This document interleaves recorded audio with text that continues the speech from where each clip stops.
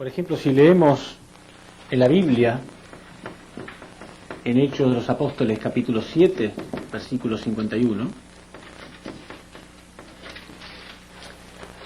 vemos claramente una prueba de que Jesús no vino para morir. Si Él hubiera tenido esta misión, y solamente esta misión, sus mismos apóstoles podrían haber reflejado después de la muerte de Jesús, si bien un poco de tristeza porque su maestro ya no estaba más con ellos, pero por lo menos también alguna alegría de que la voluntad de Dios se había cumplido. Pero sin embargo no hay nada de esto. Si leemos en esta parte de la Biblia, vemos claramente que dice, que muestra la indignación de los discípulos de Jesús por lo que acababa de ocurrir. Y no podemos tomar los versículos bíblicos que nos gustan y dejar de lado lo que no nos gustan. Con un solo versículo debería ser suficiente. Sin embargo, hay muchas pruebas en la Biblia de que Jesús no vino a morir. En Hechos, capítulo 7, versículo 51, dice así, mostrando la indignación que ellos tenían, acusando al pueblo de Israel de ser homicidas, asesinos de Cristo. Duro de cerviz, incircuncisos de corazón y de oídos, vosotros siempre resistís al Espíritu Santo. Vosotros sois como vuestros padres. ¿A qué profeta no persiguieron vuestros padres? Ellos mataron a los que anunciaban de antemano la venida del justo, de aquel a quien vosotros ahora habéis traicionado y asesinado. Muy claro, ¿no? Estaban indignados y enojados y decían, ustedes son igual que vuestros antepasados. Porque los antepasados asesinaban a todos los profetas que venían en el nombre de Dios. Y ahora ellos acababan de asesinar al mismo Cristo. Por eso ellos decían, son igual que vuestros antepasados. Y está diciendo claramente la última parte. Ellos mataron a los que anunciaban de antemano la venida del justo, de aquel a quien vosotros ahora habéis traicionado y asesinado. La Biblia está diciendo que la muerte de Jesús fue un asesinato. Un solo versículo debería ser suficiente. No podemos sacar los versículos que no nos gustan. Muchas personas que afirman que Jesús vino para morir simplemente no leen esta parte. Pero hay que leerla porque está ahí presente. Pero hay más pruebas y muy claras. Leamos, por ejemplo, en Juan 8:37, las mismas palabras de Jesús.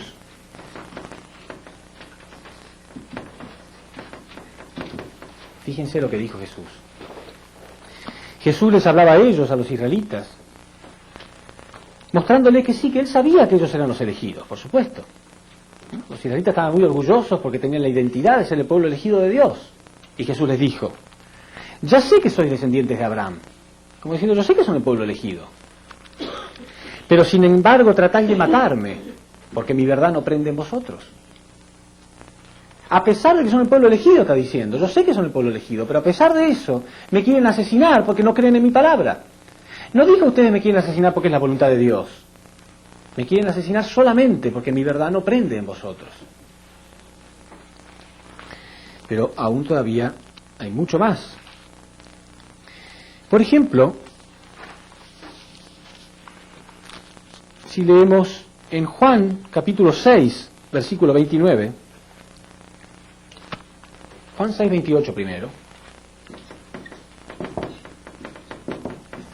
28, 29, los discípulos de Jesús le preguntan, ¿qué tenemos que hacer para cumplir con las obras de Dios?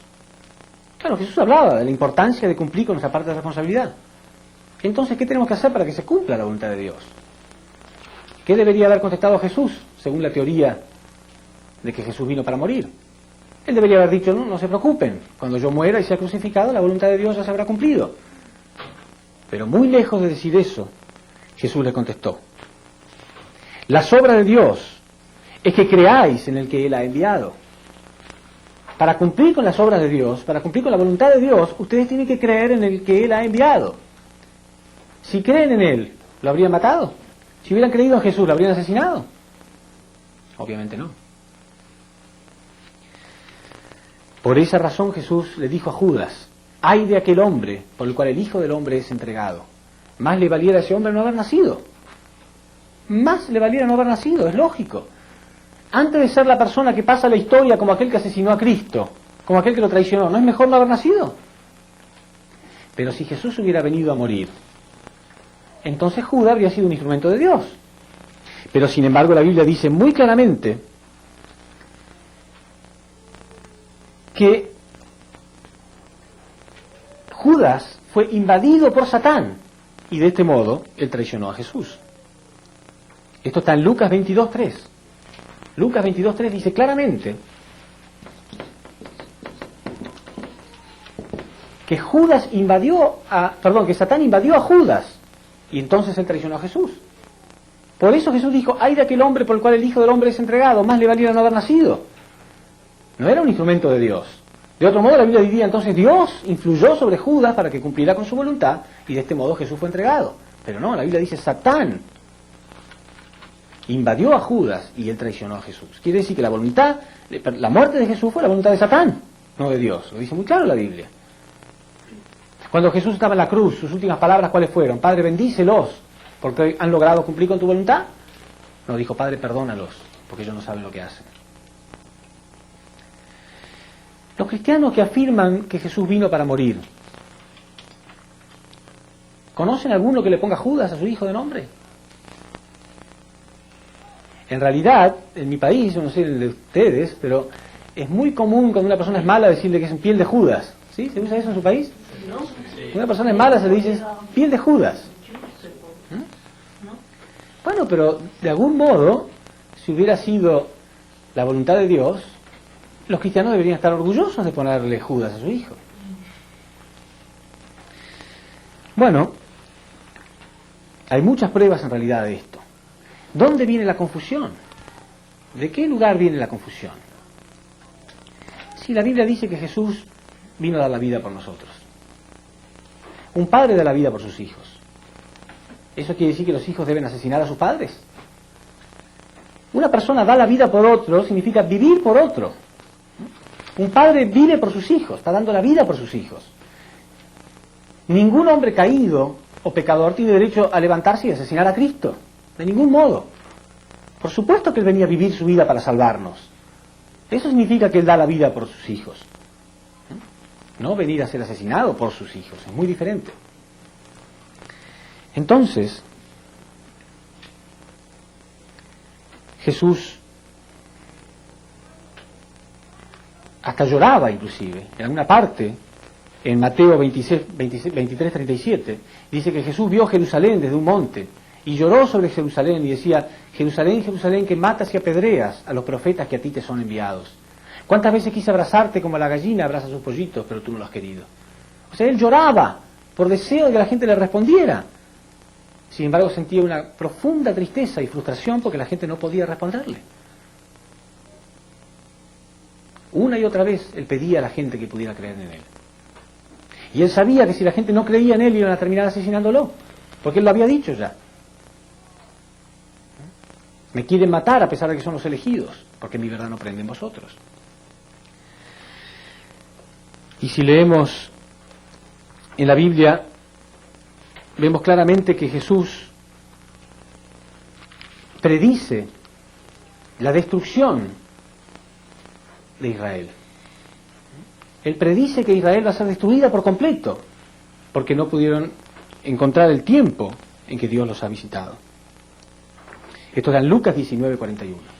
Y vamos a leerlo porque es una parte muy profunda. Lucas 19:41.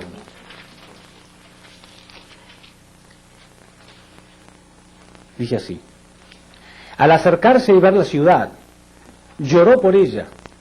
¿Por qué Jesús estaba llorando? ¿Era débil?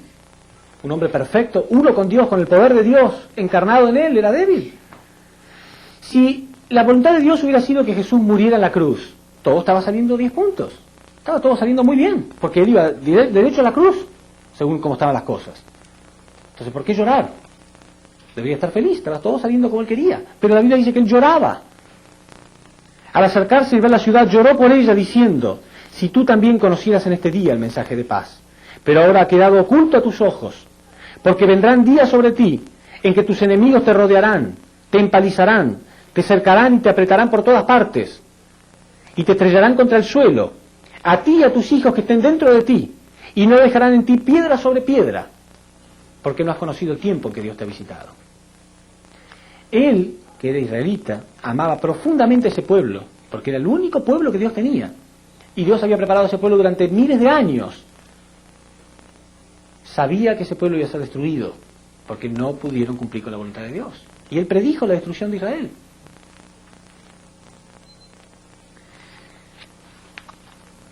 Si nosotros leemos en 1 Corintios 2:8, dice: sabiduría que ninguno de los príncipes de este siglo ha entendido, porque si la hubiera entendido, nunca habrían crucificado al Señor de la gloria.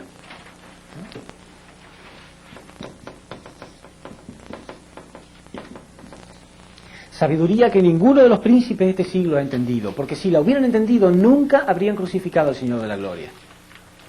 Muy claro. Pero aún con todas esas pruebas, aún donde la Biblia dice que la muerte de Jesús fue un asesinato, aún cuando Él dijo que solamente lo quiere matar porque no creen en mí, aún cuando Él dijo, la Biblia dice que la persona que lo traicionó era influenciada por Satán, no por Dios, aún cuando Él estaba en la cruz y dijo: Padre, perdónalo porque no saben lo que están haciendo, aún así, esas no son las pruebas más grandes. Hay pruebas más grandes y más contundentes todavía. Y eso lo podemos leer en Mateo 26:39.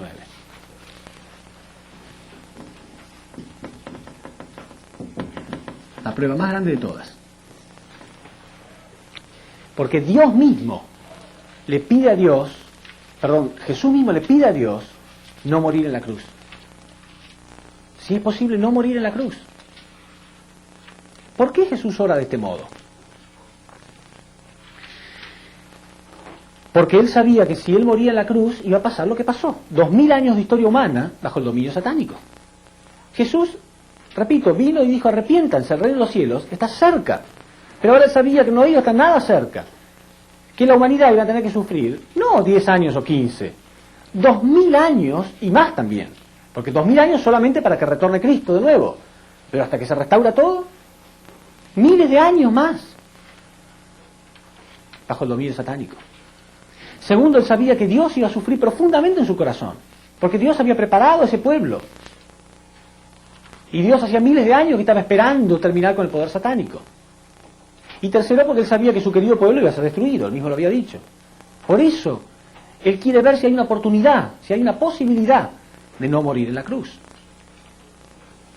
Pero vamos a leer la historia también, porque es sumamente importante.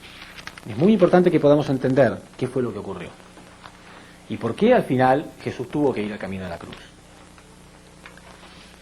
Dijimos que Jesús venía en la posición de Adán, ¿verdad?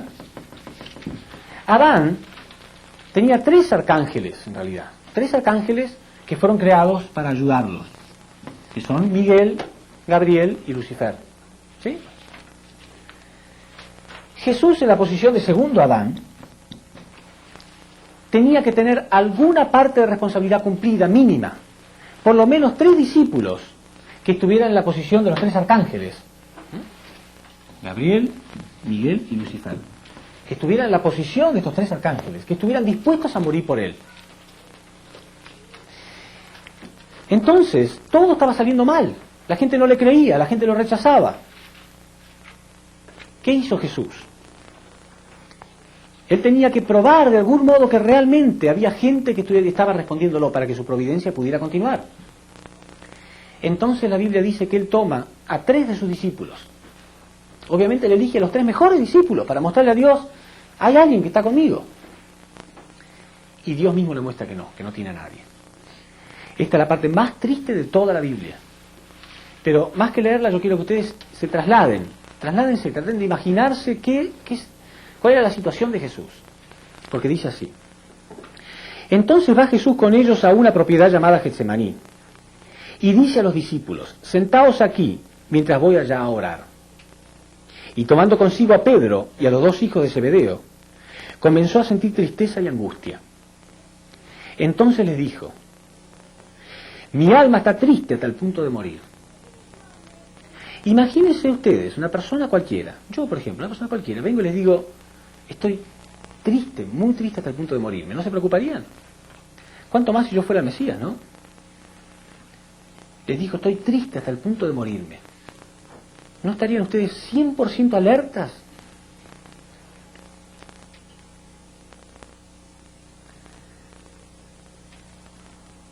Quedaos aquí y velad conmigo.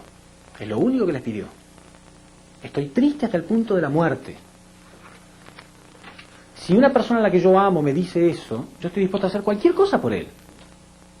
Y lo único que él me pide es, quedaos aquí y velad conmigo. Nada más. Y adelantándose un poco Jesús, cayó rostro en tierra. No es que se arrodilló para orar. Se cayó rostro en tierra de la desesperación. ¿Por qué? ¿Por él? ¿Estaba preocupado por él? La humanidad entera, todos nosotros estábamos en juego. La humanidad entera estaba en juego. Él sabía.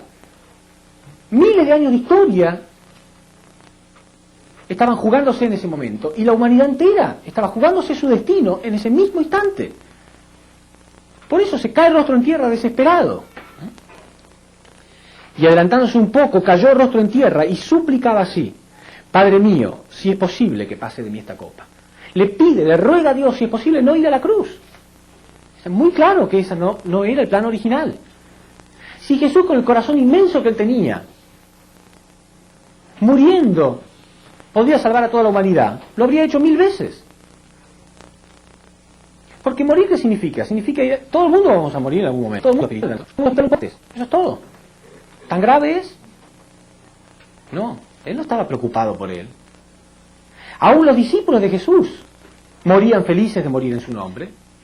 ¿Qué quiere decir? ¿Que los discípulos eran mejores que él? San Esteban, el primer mártir cristiano, murió apedreado. Morir apedreado es una muerte tan dolorosa como la cruz, yo creo. Porque es una muerte lenta.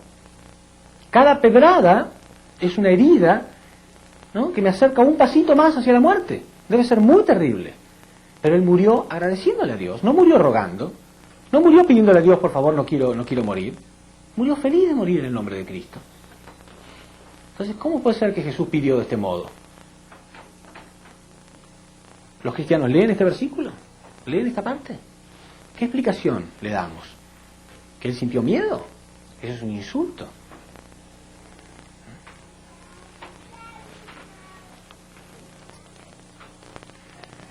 Hay un héroe de la independencia americana, Nathan Hale, que cuando lo ejecutaron, él dijo: me gustaría tener 1000 vidas para dar por mi patria. ¿No entiende? No tiene problema. Una persona común. ¿Cómo puede ser que el Cristo, que vino para morir, está rogando no morir? No, es obvio que él no vino para eso. Él quería salvar a la humanidad. Pero también hay algo que hay que detenerse acá, que la Biblia no lo dice, pero uno puede leerlo entre líneas muy fácilmente. Porque una persona como Jesús, que cae el rostro en tierra para orar de ese modo tan profundo, de pronto deja la oración. ¿Por qué? Porque dice que de pronto Jesús se levanta y va a ver a sus discípulos. Yo creo que Dios le dice: no me ores de ese modo, anda a mirar. No tenés a nadie. Y Jesús va y los encuentra dormidos. Después de haberles dicho: tengo una tristeza de muerte en mi corazón, ellos se quedaron dormidos. Porque ellos no entendían nada tampoco. ¿Ustedes creen que los discípulos eran personas que sabían perfectamente todo y que Cristo estaba en la tierra?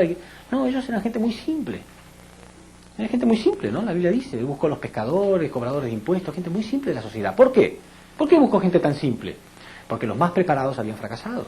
Los escribas y los fariseos, los líderes, el judaísmo, habían fracasado todos. Entonces él tuvo que buscar a la gente simple. Padre mío, si es posible, que pase de mí esta copa. Pero no sea como yo quiero, sino como quieras tú. Viene entonces delante de los discípulos y los encuentra dormidos. Y le dice a Pedro: ¿con que no habéis podido velar 1 hora conmigo?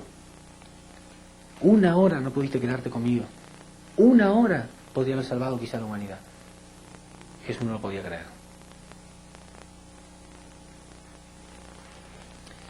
Pero aún así los trata con amor. Y le dice: velad y orad para que no caigáis en tentación. Que el espíritu está pronto, pero la carne es débil. Y alejándose de nuevo por segunda vez oró así: Padre mío, si esta copa no puede pasar de mí sin que yo la beba, que se haga tu voluntad. Volvió otra vez y los encontró dormidos de nuevo. Entonces fue y oró por tercera vez. 3 veces. Pero no, Dios le mostraba que no era posible. No había ningún fundamento humano. No había nada de lo cual Dios pudiera reclamar. Entonces sí, Dios tiene que enviar a Jesús a la cruz. Pero no era el plan original. Entonces, ¿por qué tiene que ir a la cruz? Porque si no, ni siquiera existiría el cristianismo, ¿no? Dios necesitaba sacrificar a su Hijo para ablandar el corazón duro de los hombres caídos. Nosotros somos cristianos porque siempre nos hemos conmovido que Jesús murió en la cruz, ¿no? Dios tuvo que sacrificar a su Hijo porque era el único modo que nosotros podíamos ablandar un poco nuestro corazón. Porque no había otro modo. Aún la gente más cercana a Él no se preocupaba demasiado por la situación. Solamente cuando Él murió, entonces ahí la gente pudo ablandar un poco su corazón. Pero el plan original de Dios no fue la muerte de Jesús en la cruz. Por eso entonces, en la última parte de su ministerio, ya Jesús no hablaba más, el reino de los cielos está cerca. Solamente hablaba de la segunda llegada de Cristo. Solamente se dedicó a eso, a hablar de la segunda llegada, que Cristo va a volver algún día. Y algún día Él nos hará justicia. Y ya Jesús se preocupaba por la segunda llegada de Cristo. ¿Qué va a ocurrir cuando Él venga? ¿Le va a pasar lo mismo que a mí? En Lucas 18:8, Jesús dijo: en verdad les digo, cuando Él venga les hará justicia. Pero cuando venga el Hijo del Hombre, ¿encontrará fe sobre la tierra? ¿Habrá alguien que le crea o le va a pasar lo mismo que a mí? Qué grave sería, ¿no? Otra vez más, miles de años. Y hoy estamos en esa época. Hoy estamos en esa época.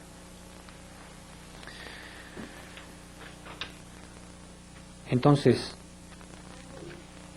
todo esto muestra claramente que Dios preparó durante 4000 años el pueblo de Israel con la esperanza de que pudieran aceptar a su Hijo y colocarlo en la posición de ser el Padre de la humanidad.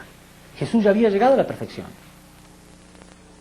Si los discípulos se hubieran unido y hubieran protegido a Jesús, y la gente de Israel lo hubiera aceptado, Jesús podría haber cumplido inclusive la segunda bendición. Más tarde le iba a enseñar a sus discípulos, algo que hasta ahora no podía enseñar.